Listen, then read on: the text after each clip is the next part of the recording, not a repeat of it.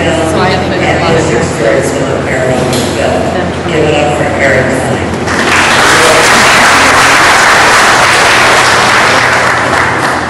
For Paranormal Endeavors, we're a group that also works on that side of things. We try to help people out who know they might have something in their house. They don't just want to have someone go to an EMF meter, camera, and try to catch it for them.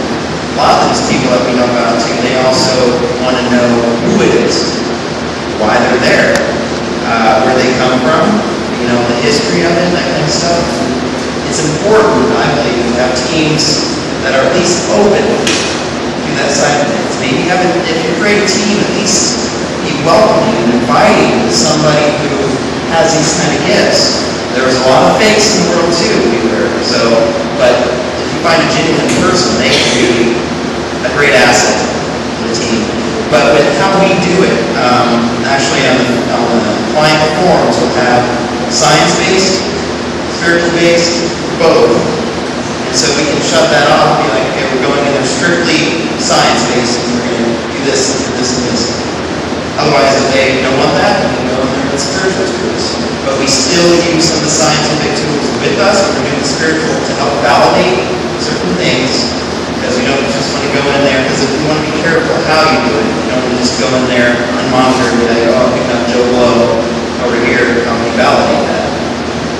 So, if I do anything on the spiritual side, or any team members, Chris, on my team, Suzanne, also the audience over here, participates too. If we do anything on the spiritual side, we want to have equipment that's running during the time while we are doing it, because in that way, pick that up, have that healing emotion, but also capture, record it, document it as well, and then show the clients later on and be like, yeah, I was in this room and Chris suddenly saw like aprons or a woman in a dress or something like that. Then the client, if he went in full, would confirm that or deny that, I guess, but confirm that and be like, yeah, that's what I saw too. That's research from investigation too. The more personal experiences that you have, it's also from research. You just have to document it. On this photo, this was taken here, actually on the 3rd floor, and I was here with a friend, and she wanted me to do basically that dowsing rod experiment that I was just talking about.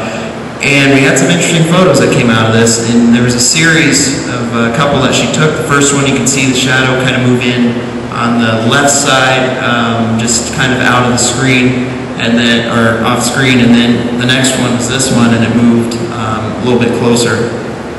So, what is it exactly? Again, I can't pretend even to say I have all the answers, but during the same time, I was starting to get really dense, heavy chills and goosebumps in my upper torso.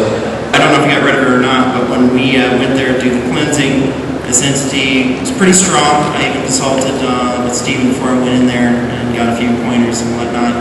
We got in there, we did a couple different things too. We did on the Christianity side, because there was a belief of the wife, and then he was more of the Native American. So then we used the feathers and the sage and stuff for that side of things, and we used for the Christianity stuff, we did the prayers and stuff, which we actually got from a priest that actually sent us some prayers that you do for, each room has one. Kitchen would have its own prayer, bathroom would have its own, and each of the people, there'd be one for the children of the house, grandparents in the house, the mom, the dad, each of them would have their own kind of thing. And so these candles we used in some of that too. These are actually Reiki charged candles. I don't know how many of you practice any kind of Reiki or healing or anything like that. These are actually very beneficial to have, not just for cleansing or trying to emit a positive energy in a location, but for meditation. Try to free yourself from any kind of negative energy that you come across. These things are great. Spirit Interceptor was an idea that I had basically after seeing multiple groups do the same thing over and over and over again. Just send an investigator to a room, ask questions, or set up a DVR camera stationary. And sometimes it makes investigating even funner. You can set it in another room, and then you can be monitoring from another room, driving around and whatnot. And we've gotten some curious spirits for this, especially those that are from basically like 1984 that might not even have any idea what this thing is. was a little slick.